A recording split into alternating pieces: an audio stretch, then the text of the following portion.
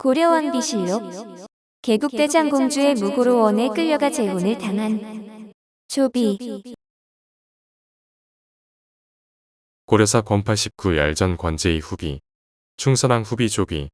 조비는 상원군 사람으로 평양군 조인규의 딸이다. 충렬왕 18년 충선왕이 세자가 되자 마저들여 비로 삼았다.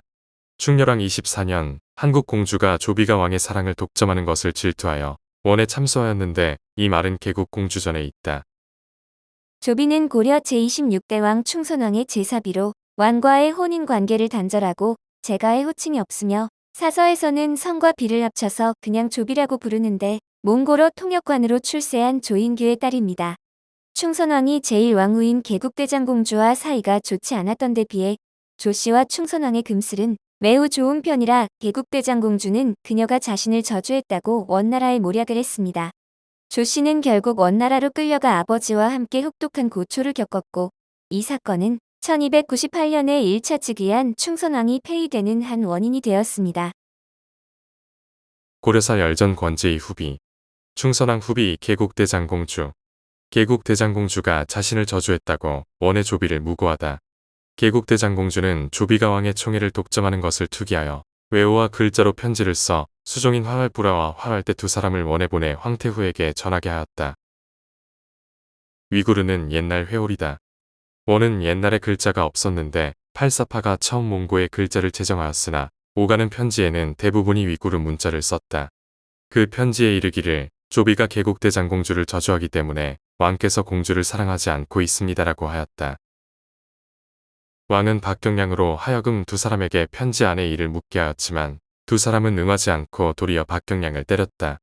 충선왕이 두려워하여 충렬왕에게 하소연하자 충렬왕이 공주의 처소에 가서 그를 위로하고 안심시켰다. 또 적몰된 도성기 김수현종주 장우 등의 가산과 가족, 노비를 화활부라와 화활대 및 장길철이 등에게 하사하였다. 또한 김수의 철을 화활불화에게 주어 공주의 노여움을 풀어보려 하였지만 공주는 오히려 화활불화 화활대와 더불어 대장군 김정 오정규 등을 원해 보내 이를 알렸다. 얼마 뒤에 어떤 사람이 국문에 익명서를 붙였는데 거기에 이르기를 조인규의 처가 신무를 섬겨 저주하니 왕으로 하여금 공주를 미워하고 자기 딸만을 사랑하게 하였다라고 하였다. 공주는 조인규와 그 처를 옥에 가두고 조인규의 아들인 조서, 조련 조음이 사위박의 노영수와 그 처들을 잡아 가두었다. 또 장길철 이를 원해 보내 이 방을 붙인 이를 알리게 하였는데 방을 붙인 자는 사제주부 윤원주였다. 상락백 김방경 등과 여러 치사한 재상들이 공주를 찾아가 장길철 이를 머무르게 할 것을 간청하였으나 공주는 따르지 않았고 왕 또한 사람을 보내 요청하였으나 또한 듣지 않았다. 화활불화 등은 태후의 사저들과 함께 원에서 돌아와서 황제의 명으로 최충수와 장군 유운을 순마소에 가두고 또 조비도 가두었다. 원에서 또 사신을 보내와 조인규를 국문하였는데 이 일로 오간 사람이 모두 100여인이나 되자 마침내 조인규를 원으로 보내었다. 또 조인규의 처를 국문하는 것이 매우 참혹하여 처가 괴로움을 이기지 못하고 거짓으로 승복하자 원에서 또 사신을 보내 조비와 환자 이혼을 잡아 돌아갔다. 태후는 토번의 승려 5인과 도사 2인을 보내 공주에게 걸린 저주를 풀게 하고 또 홍군상을 보내 왕에게 연양을 베풀어 왕으로 하여금 공주와 함께 사이좋게 하고자 하였다. 사람들은 왕께서 공주에게 장가들고부터 부부의 도리를 꺼렸다. 그런데도 다른 빈첩이 호광에게 나아가 하룻밤을 보내면 임신한 까닭에 시샘하는데 이른 것이다라고 말하였다. 이에 충렬왕이 보기하여 왕과 공주는 원으로 갔다. 그녀는 충렬왕 18년인 1292년 6월 무진일 당시 세자로 있던 충선왕에게 시집을 와 세자비에 책봉되었는데 개국대장공주보다는 4년 먼저 충선왕과 혼인한 것으로 평소 충선왕의 총애를 받았습니다. 그러나 조비보다 4년 후에 고려로 시집 온 개국대장공주는 엄청난 질투를 샀는데 1298년 4월 공주는 당시 원나라에서 사용하던 문자인 외와 문자를 사용해 원나라 황태후에게 편지를 썼습니다. 편지에 조비가 저를 저주하여 왕이 저를 사랑하지 못하도록 합니다라고 쓰며 조비를 무고하였고 이를 자신의 시종인 활활대와 활활불화를 시켜 원나라로 전하게 했습니다. 그러나 이를 알아챈 충선왕이 박선을 시켜 두 사람에게 편지의 내용을 물었으나 두 사람은 편지의 내용을 말하기는커녕 도리어 박선을 구타하기만 했습니다. 이에 겁에 질린 충선왕이 부왕 충렬왕에게 이런 사실을 고하자 충렬왕은 공주의 처소로 가서 공주와 활활불화, 활활대, 장길천리 등을 위로하고 노비, 여자 등을 하사하기까지 했습니다. 그러나 개국대장공주는 끝내 두 사람을 원나라로 보내 기어이 원나라 황태후에게 이 일이 들어가게 했는데 사건 이후 1298년 5월 궁궐문에 익명서 한 장이 붙었습니다.